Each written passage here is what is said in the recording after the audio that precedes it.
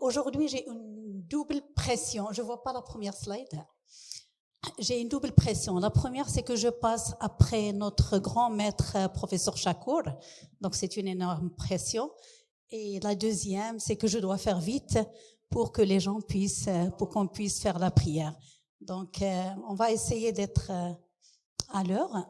Donc, déjà, je remercie la NTLM de m'avoir invité pour partager ce moment avec nos chers techniciens. Je me présente, je suis Dr Najiet Hiba, directeur général adjointe en charge du développement et de l'innovation de la société Isolab. Et aujourd'hui, je voudrais partager avec vous une innovation en hématologie et qu'est-ce qu'elle fait, c'est-à-dire ce scattergramme en 3D, qu'est-ce qu'il va apporter au niveau de la fiabilité des plaquettes. Merci, professeur Chakour, vous avez parlé des plaquettes, des agrégats, du frottis, etc. Aujourd'hui, je voulais juste diminuer votre ratio de frottis, pas enlever complètement le frottis, c'est impossible, mais au moins diminuer ce ratio grâce à la technologie des alarmes sur des automates avancés. Donc, je vais parler de la série BC6, qu'on appelle BC6, qui regroupe le BC6000 avec 110 tests à l'heure, qui ne fait pas l'hérétique, le BC6200 avec 110 tests à l'heure, le BC6800, 125 tests à l'heure, et le BC6800+, avec 200 tests à l'heure, qui font l'hérétique. Qu'est-ce qu'ils ont de particulier, ces automates? Ils ont une technologie qu'on appelle la technologie SF-Cube. S, c'est tout ce qui est scatter. Et F, c'est la fluorescence. Et dans les scatters, on a deux types. On a, donc ça c'est la flow cell. Vous savez, au niveau de la différenciation des blancs, ça se fait par cytométrie en flux. Et au niveau des plaquettes et des rouges, ça se fait par impédance. Donc tout ce qui est cytométrie en flux, on a un laser qui va traverser la flow cell où passe une lignée de cellules sanguines, une après une. Et donc, ce laser va taper au niveau de chaque cellule. Et donc, on aura le side scatter qui va aller tout droit et le forward scatter qui va faire une déviation de 90 degrés. Ce qui est rajouté, c'est la fluorescence, l'ajout de la fluorescence. Avec cette fluorescence, on peut avoir un cube, c'est-à-dire on a les trois axes, l'axe de fluorescence, l'axe du forward scatter, le FS, et l'axe du side scatter. Et ceci nous permet justement de passer du scattergramme 2D au 3D. Donc on a les populations dans l'espace et on n'a plus ce risque d'avoir deux populations superposées et qu'on n'arrive pas à vraiment les distinguer. Donc quand on a le tube, on peut le faire bouger et on voit quel type de population.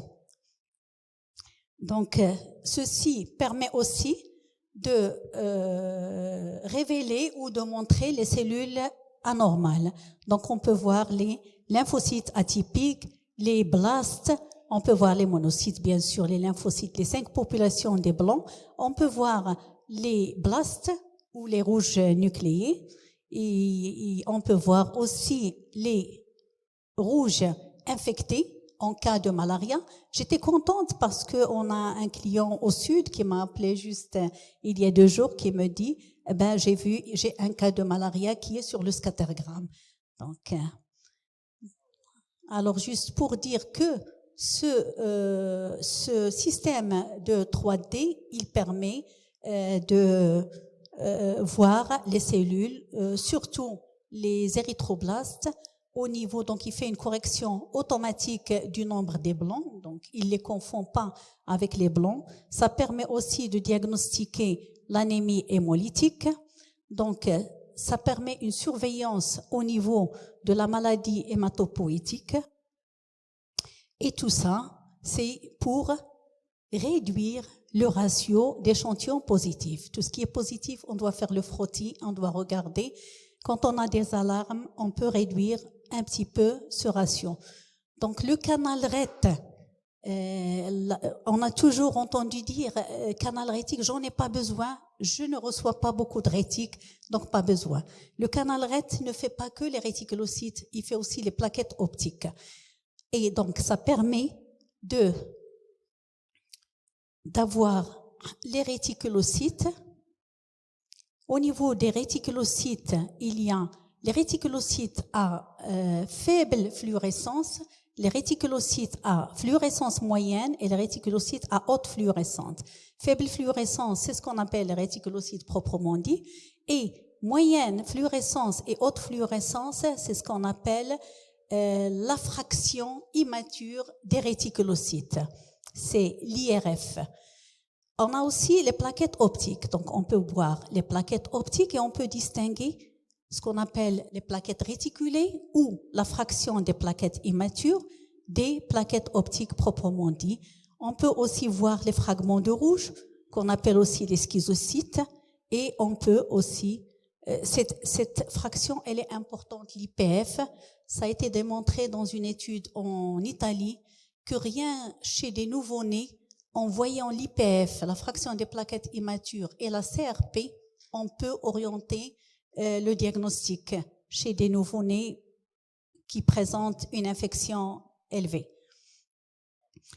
Donc, ceci aussi permet de distinguer cette zone grise entre les plaquettes géantes et les fragments de rouge qu'on n'arrive pas à distinguer par l'impédance. Est-ce que c'est des schizocytes ou est-ce que c'est des plaquettes géantes? Donc, alors juste, je voudrais partager avec vous une méthode ou une technologie de désagrégation plaquettaire automatique. On va d'abord voir ce que c'est que l'agrégation plaquettaire. L'agrégation plaquettaire se fait quand la plaquette est activée. Une plaquette inactivée, il n'y a pas de risque d'agrégat. Une plaquette activée, ça peut être activé avec, je pense, le DTA, quelque chose qui peut activer la plaquette. Et donc, il y a les sites de la plaquette qui vont ressortir et qui vont permettre une agrégation entre elles. Donc, je ne vais pas rentrer dans le détail, mais il y a 3 types de sites. Il y a un canal ou une voie calcique, il y a la tyrosine kinase et il y a des glycoprotéines, les GP3B, 2A, etc. Donc, et c'est ça qui est responsable de l'agrégation plaquettaire. Donc, 2 plaquettes s'agrègent et quand il y a des antagonistes, donc on va inhiber l'agrégation.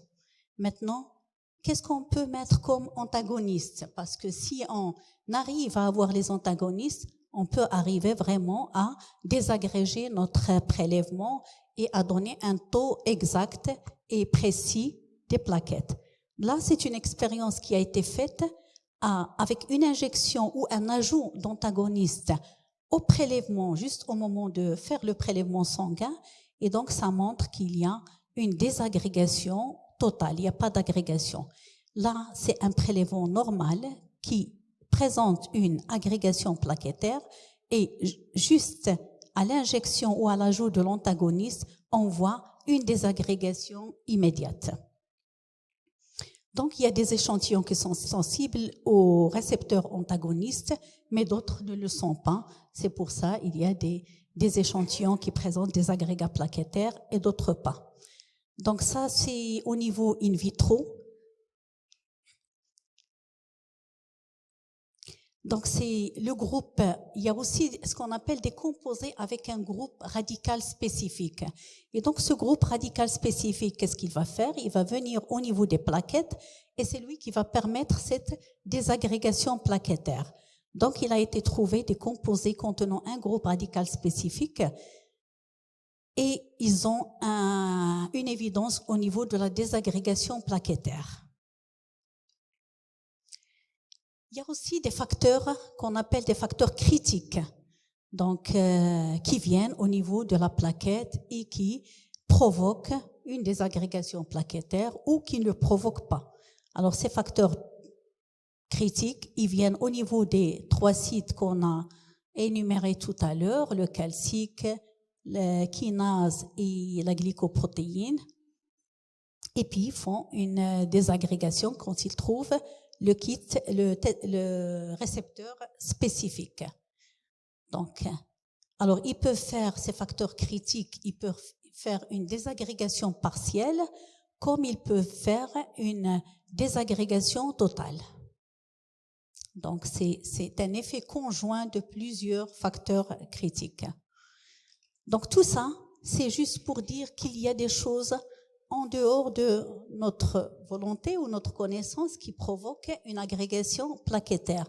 Là, c'est une publication internationale sur la désagrégation des plaquettes qui montre que les résultats sur un tube citraté, c'est la courbe en vert, sont pareils, exactement pareils que les résultats sur un tube EDTA, mais par les plaquettes optiques, c'est-à-dire des plaquettes qu'on a comptées sur le canal rétique et qu'on n'a pas comptées par impédance. Tandis que les plaquettes par impédance, on voit que leur taux est faible parce qu'il y a une agrégation plaquettaire. Il y a plusieurs cas, mais je vais énumérer juste quelques cas pour voir que, par exemple, ça c'est une analyse qui a été faite sur l'automate, le BC6200. Donc, il y a un taux de plaquettes par impédance, il a donné 30. Par contre, sur la partie optique, le canal rétique, il a donné 212. Donc, qu'est-ce qu'il a fait? Il a corrigé le nombre de plaquettes en les passant par le canal rétique. Un autre cas, c'est un patient qui présente une ischémie myocardique. Excusez-moi, j'ai laissé la slide en anglais. Et donc, qui est admis en hôpital du jour, il fait une NFS et il trouve un taux de plaquettes de 55, 10 puissance 9. Donc, il trouve des agrégats plaquettaires. Et il regarde l'histogramme. Donc, il le passe sur 2 automates différents.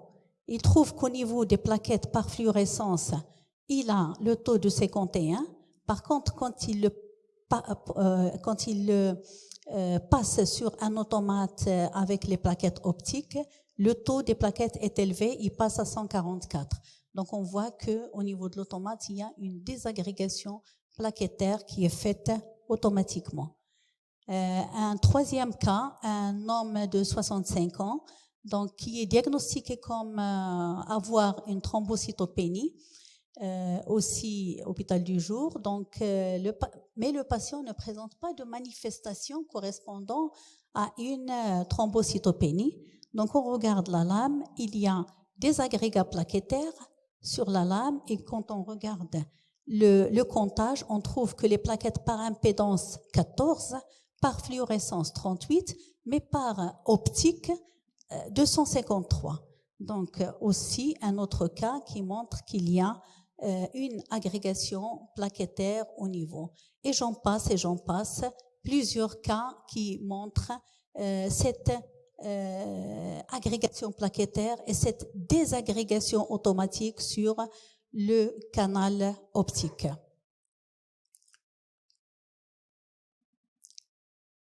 Là, juste pour respecter un peu le timing, donc je passe sur les cas.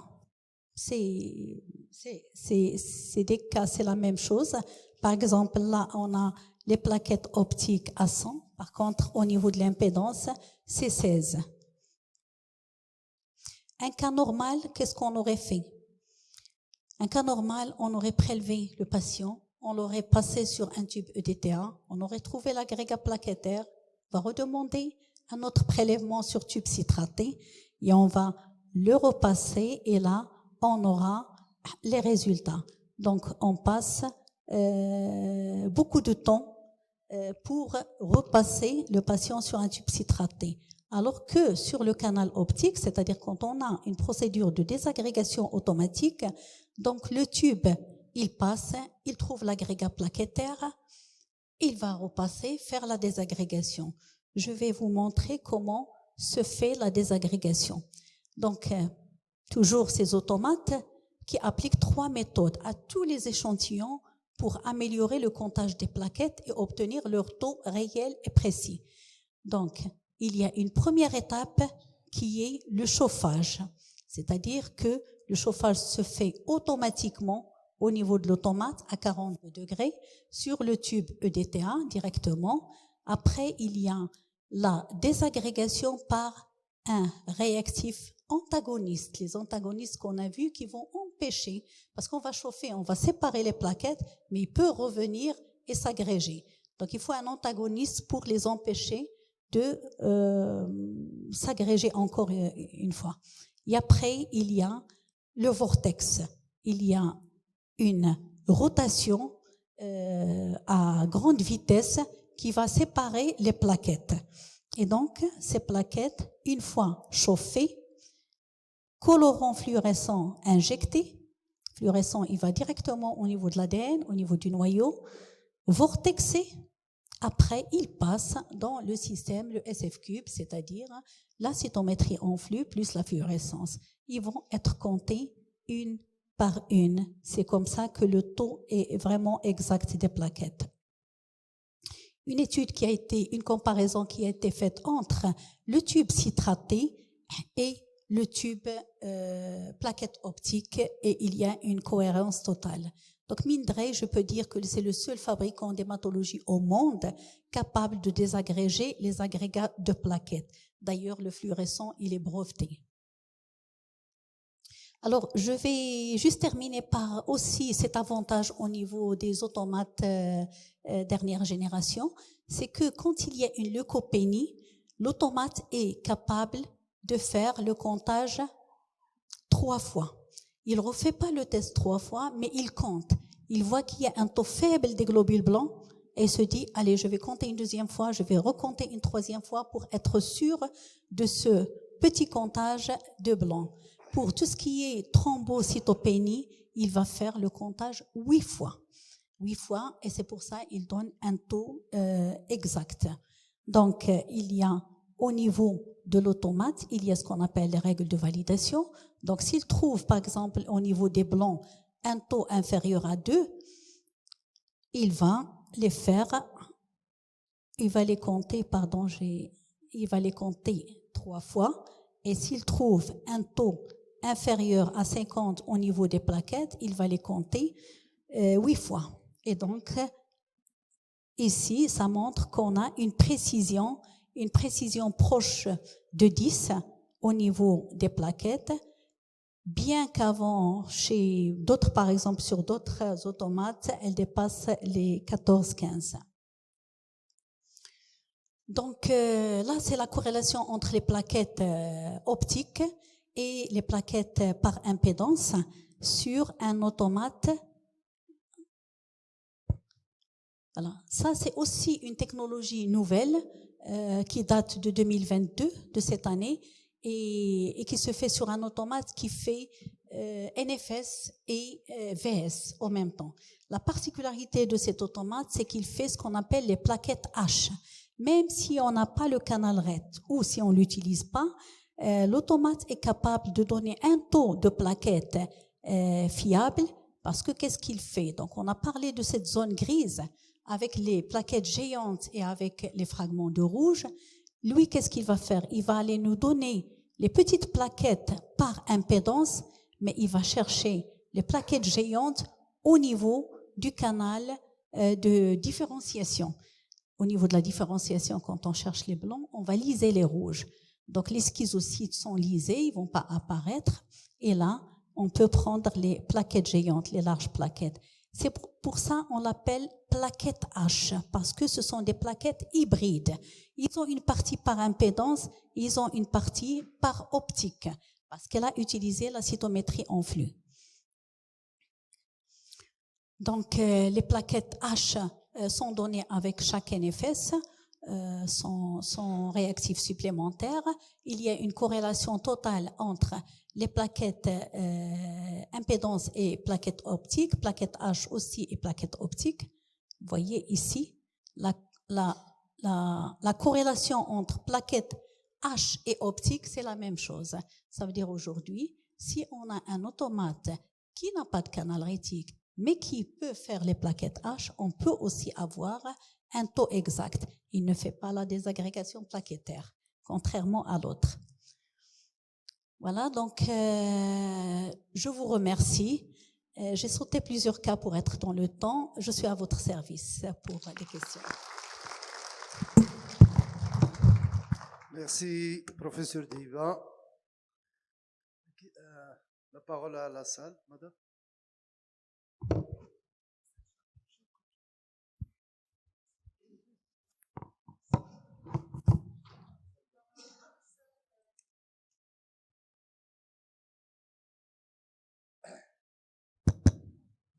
Alors, c'est professeur Aboutril de la FST de Mohamedia. Je vous remercie énormément pour ce congrès, fort intéressant, parce que vraiment, on a besoin de comprendre et vraiment ces techniques de diagnostic qui sont très, très intéressantes. Donc, moi, j'ai une question par rapport à cet automate. Vous avez comparé, alors vous avez cité à la fois la cytométrie en flux et cet automate. Donc, déjà, la première question, quel est le principe de marquage? Parce que je sais qu'en cytométrie en flux, il faut avoir un anticorps. L'anticorps qui porte la substance fluorescente. Et là, est-ce qu'on a vraiment besoin d'anticorps ou pas? Et comment s'en détecter d'abord la séparation entre les cellules et puis les plaquettes? Et puis des fois, vous citez à la fois la cytométrie et l'automate. Est-ce que l'automate regroupe les deux? Voilà. Merci. Merci pour votre question. Donc, l'automate, c'est un analyseur hématologique. Donc, il y a des automates qui donnent ce qu'on appelle l'approche formule, qui va pas donner les 5 populations des blancs. Et il y a d'autres automates qu'on appelle automates formule complète. Donc, des automates comme ça à formule complète, ils utilisent 2 types de technologies pour le comptage des cellules sanguines. Ils utilisent la technologie impédance, qui est dans l'automate. Ce sont 2 électrodes positives, négatives. Les cellules passent entre les électrodes. Il y a une inversion de polarité. Et donc, il compte. À chaque fois, il y a une inversion de polarité. C'est une cellule qui passe. Il va les compter et en même temps, en fonction du volume de la cellule, il va dire, j'ai fait passer 10 cellules de tel volume, 20 cellules de tel volume. Et c'est comme ça qu'il va compter les plaquettes et les rouges. Donc, cette technologie, elle est faite uniquement pour les rouges et les plaquettes. Voilà. C'est la même technologie. Après, on a besoin de compter les globules blancs. Les globules blancs, il y a 5 types. Il y a les lymphocytes, les leucocytes, les neutrophiles, basophiles, eosinophiles. Et donc, comment il va les différencier? Il va les compter dans un autre canal, dans l'automate. C'est-à-dire, quand le sang est aspiré dans l'automate, il y a une partie qui va aller, ce qu'on appelle la chambre des rouges, des plaquettes, où vont être comptés les rouges et les plaquettes, et il y a une autre partie du prélèvement sanguin qui va aller dans la chambre des blancs. Et dans la chambre des blancs, il y aura des réactifs, ce qu'on appelle les réactifs de lyse, parce qu'ils doivent liser les rouges pour ne compter que les blancs. Maintenant, ils ont 5 populations de blancs.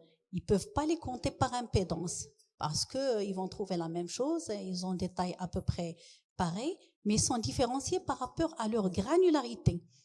Alors, la granularité, c'est comme ça qu'on utilise la cytométrie en flux.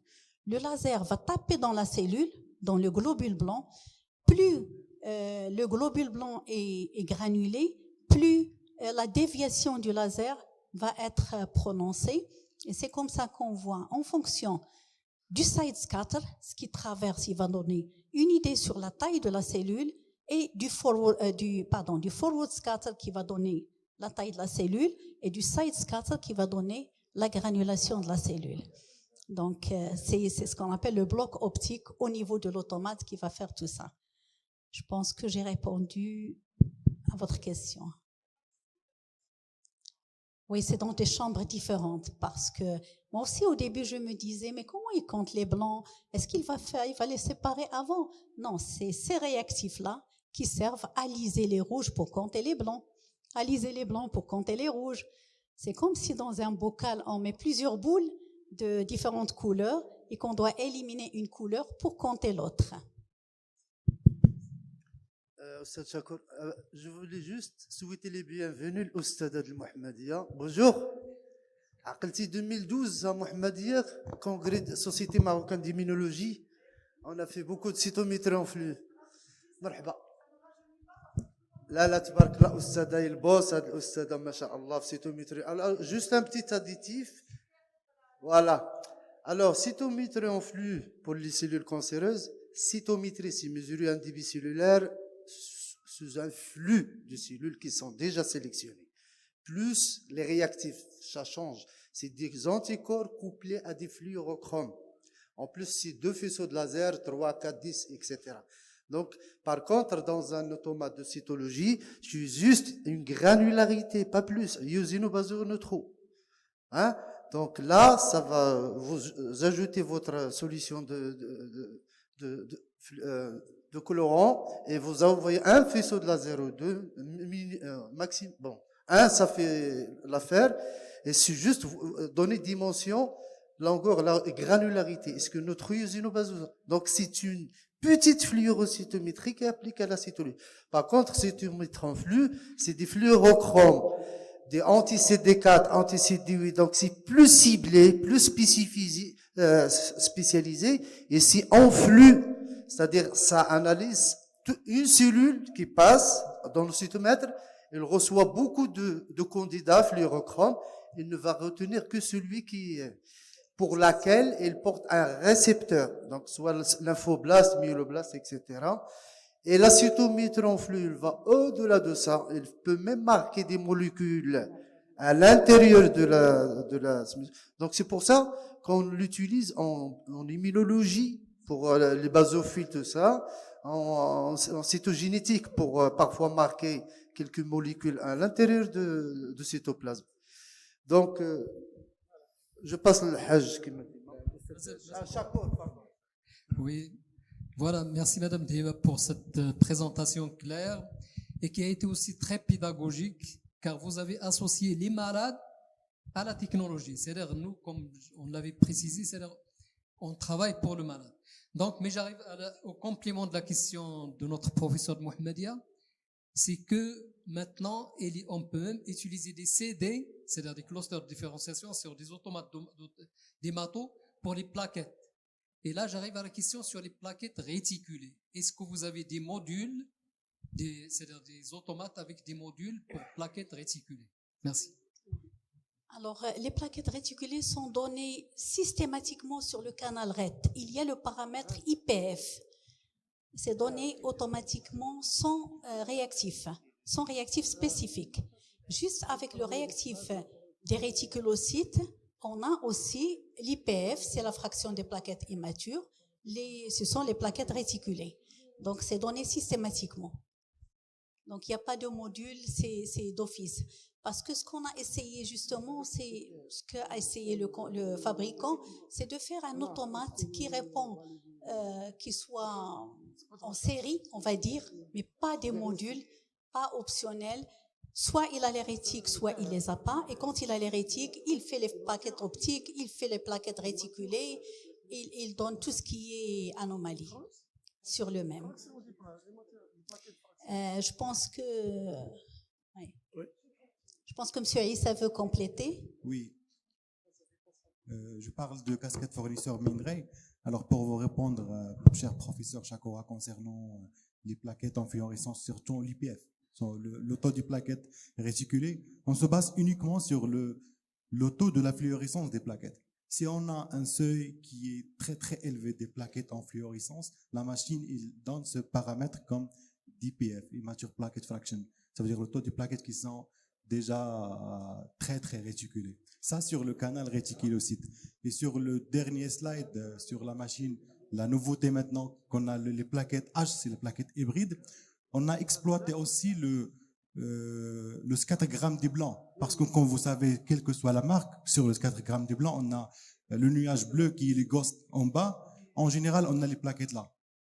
En général, les plaquettes, surtout les plaquettes, on a un algorithme spécial là-bas parce que on n'a pas des rouges, on n'a pas parce que on a un réactif qui la lise, il lise déjà les rouges. On a un algorithme maintenant qu'on peut donner l'IPF juste avec les diffs, avec la différenciation.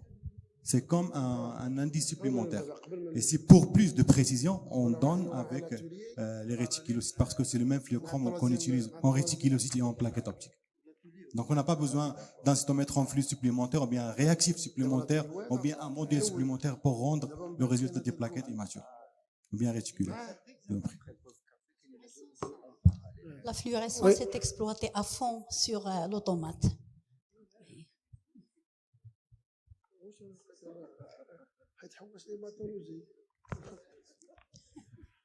Oui, docteur Dieva, merci pour votre exposé qui était bien clair et bien. Non. Bon, moi, c'est ce que je veux vous dire. Bon, que Mindray, je vois qu'il a bien évolué. Quand même, la société Isolab, qu'il a des bons éléments scientifiques. C'est ça que j'ai dit tout à l'heure, pour le suivi des laboratoires, pour vous expliquer les scatérogrammes, comment on doit faire pour éviter le maximum des lames. D'accord. Alors, pour M. Chakor, il y a un indice qui s'appelle EPF. Ça veut dire l'indication, bon, c'est pas pour quand même vous voir si vous avez une thrombopénie d'origine périphérique ou bien d'origine centrale, tu peux s'en passer pour voir, éviter de faire le mélogramme, qui est un acte qui est agressif. Pour les plaquettes, il y a toujours faut faire attention qu'il y a une fausse thrombopénie qu'on appelle induite par le DTA. C'est le cas que vous voyez l'automate vous donne une thrombopénie. Quand vous faites la lame, vous trouvez des agrégats plaquettaires. Donc, on fait cours à un tube citraté pour voir le taux des plaquettes exact. Ou bien, on passe au mode RIT pour passer au mode optique qui vous donne les plaquettes exactement la valeur que... Donc, je remercie Madame Diva pour votre exposé. Après, maintenant, on va faire un pause café. Et après, il y aura un atelier. Et en même temps, il y aura une troisième présentation. Donc, vous avez le choix qui veut partir, aller voir l'atelier, ou bien qui vient pour la troisième de Covid. Et merci. Alors, l'atelier se trouve au niveau donc de la salle Olympia, d'accord? Juste après la pause café, il y aurait 2 conférences en parallèle. Merci.